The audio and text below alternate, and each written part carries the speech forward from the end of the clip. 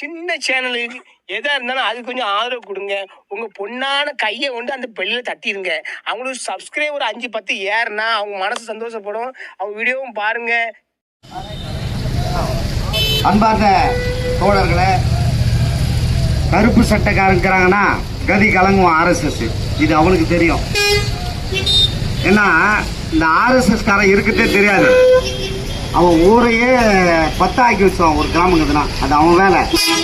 ஆனால் இந்த உலகத்தில் இருக்கிற இந்த பூமியில் இருக்கிற மனித குலத்துக்கு தெரியும், சாதிகளை கடந்து மனிதத்தை நேசிக்கின்றத நம்முடைய ஐயா, நம்முடைய ஆசான் பெரியார் அவர்கள் நமக்கு சொல்லிட்டு போற பாடம்.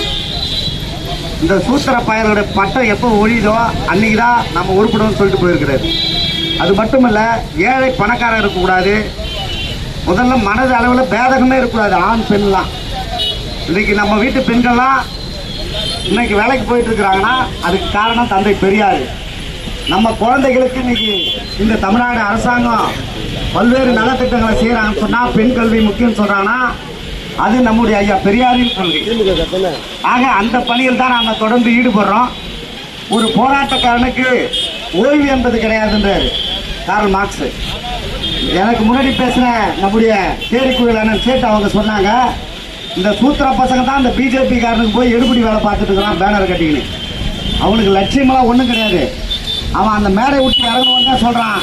ஆனால் எங்களுக்கு கிடைக்க வேண்டியதெல்லாம் கிடைக்கல, அதுக்காக தான் அந்த பிஜேபி காரங்கிட்ட போய் காசு வாங்கிறதுக்காக போயின்னு வெளிப்படவே பேசலாம். இதை விட மானங்கட்ட எதுவும் கிடையாதுடா, நம்ம தூக்கு மாட்டி செத்து போலான்னு அந்த பிஜேபி கார பசங்கிட்ட பார்த்தா.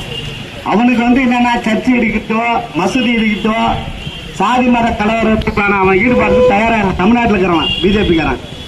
ஆனால் அதையும் மீறி சில மத ஆசிரமங்களில் தலைவர் வந்துருக்காங்க, திருவண்ணாமலைக்கார் தான். அந்த மலை சுத்துற வகையில் ஒரு 20 நாள் பயிற்சி கொடுத்துறான்.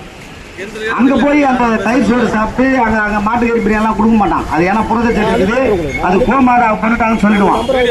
அதே மாட்டு வச்சிய கப்பல்ல விமானத்துல இந்த ராஸ்கல் அரசாங்கம், மோடி அரசாங்கம் பல கோடி டன்னை ஏற்றி வெளிநாட்டு கரன்சி இந்திய ரூபாயா மாத்திரான். அதுவும் RSS தான். மாட்டு கோமியத்தை குடிச்சா சத்துன்றான், அந்த மாட்டு இறைச்சியை சாப்பிட்டா அசுத்தமா கோமாதா கொண்டுன்றான். இது அவனுடைய கொள்கை. ஒரு நேரத்துக்கு முன்னாடி நீட்டை எதிர்த்து போட்ட தீர்மானம், தமிழ்நாடு அரசாங்கத்தினுடைய தீர்மானத்தையே கிடப்பில் போட்டான் அந்த RN ரவி. நம்ம பேசினாங்க தோழர்கள், அது உண்மைதான். ஏன்னா அவன் RSS காரன். கிளி என்ன பண்ணனா, அந்த கூண்டை வச்சு இது பண்ணுவான் இல்லையா கிராமத்தில், அந்த இதில் அவன் எடுக்கிற சீட்டை தான் எடுத்துக்கணும். அந்த வேலையை தான் நம்ம நாட்டுடைய ஜனாதிபதி செஞ்சுட்டு இருக்கிறாங்க. ஏன்னா அவங்க வேணா ஒரு பழங்குடியின பெண் பழங்குடியினத்தை நம்முடைய சகோதரியா இருக்கலாம், ஆனால் அடிப்படையாகவே அவங்களுடைய கொள்கை ஒரு RSS கொள்கையாக இருக்குது. இதைத்தான் நம்ம இளையராஜா இருக்காரு இல்லைங்களா, அவரும் அவர் சொத்தை பாதுகாப்புக்கு தான் போயிருக்கிறாரு. தமிழ்நாட்டில் அவராலையும் தெரியும் சாதி பேதங்கள்லாம் இங்கே ஏற்படுத்த முடியாது வட மாநிலம் போல. ஆனால் இங்கே இருக்கிற பின்னி பிறண்டி எடுத்துருவான். அதனால அது இளையராஜாவுக்கும் தெரியும், அவங்கள பாதுகாத்துக்கிறது தான் பிஜேபியில் போய் இருக்கிறானுங்க. அதனால நம்ம ஒன்று மட்டும் தெளிவாக தெரிஞ்சுக்கணும் தோழர்களே, நமக்கு வாழ்க்கையில் நிறைய பிரச்சனை இல்லாத நாளே கிடையாது. இன்னைக்கு கவர்மெண்ட்ல போய் இன்னைக்கு கை நீட்டி சம்பளம் வாங்குற மக்கள் அந்த வரி பணத்தைன்னு சொன்னா, நம்முடைய பெரியார் ஏற்றின கொள்கை தான், இந்த அண்ணா ஏற்றின கொள்கை தான், கார்ல் மார்க்ஸ் போன்ற கம்யூனிஸ்ட் சித்தாந்தங்கள் தான் நம்ம மனிதனா நிமிர வச்சுக்கிறத நம்ம முதல்ல மனசுல வச்சுக்கணும். இந்த புரட்சிகரமான சிந்தனை கொண்ட இந்த இயக்கங்கள்லாம் இல்லைன்னா நம்மளாம் ஒரு சமத்துவ பொருளாதார நிலைக்கு நம்மளாம் வெள்ளைஞ்சலியமா வெளியே வந்து முடியாது. ரோட்ல இன்னைக்கு ஒரு அதிகாரிகிட்ட போய் உரிமை சார்ந்து இன்னைக்கு போராடுறேன்னு சொன்னா, தமிழ்நாடுன்னு பேர் வச்சுக்கணும்னு சொன்னா இதெல்லாம் வரலாற்று சாதனைகள் எல்லாம் பேப்பரை பார்த்து தயவு செய்து நூலகத்தில் போய் பாருங்க. பெரியார் என்ன பண்ணிக்கிறாரு, அண்ணா என்ன பண்ணி, இன்னைக்கு ஒவ்வொரு நூலகத்தை சிதிலம் அடைஞ்சு போயிருக்கு.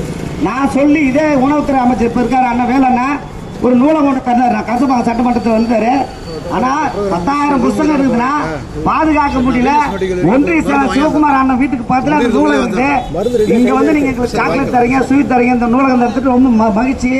ஆனால் எங்களுக்கு 20,000 புத்தகம் சீதம் உடனே உத்தரவு போட்டு நீங்க சரி பண்ணிட்டாங்க, நன்றி சொல்றேன்னு வச்சுங்களேன்.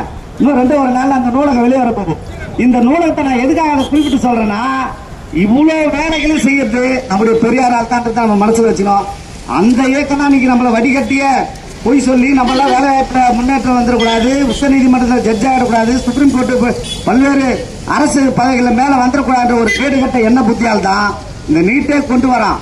ஆகவே இதை எதிர்த்து களமாடுகிற சமரச போராட்டத்தில் விடுதலை சிறுத்தைகள் நாங்களும் இருப்போம் என்று சொல்லி கொள்கையில் எப்பவும் சமரசம் கொள்ள மாட்டோம்.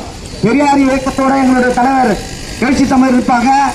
அவங்களோட ஓரமா இருந்து உங்களோட ஓரமா இருக்கிறதுல முதல்ல எங்களுக்கு பெருமையாகுது. அதுலயும் போராட்ட காலத்துல எங்களுக்கு ஒரு வாய்ப்பு தர்றது வரலாற்றுல மக்கள் மத்தியில என்னைக்கு களப்பணியாற்று இன்னொரு ஊட்ட சக்தியாக சொல்லிட்டு அத்தனை தோழர்களும் நன்றி கூறியுடன் தருகிறேன். நன்றி, வணக்கம். மறக்காம சர்ப்ரைஸ் பண்ணுங்க.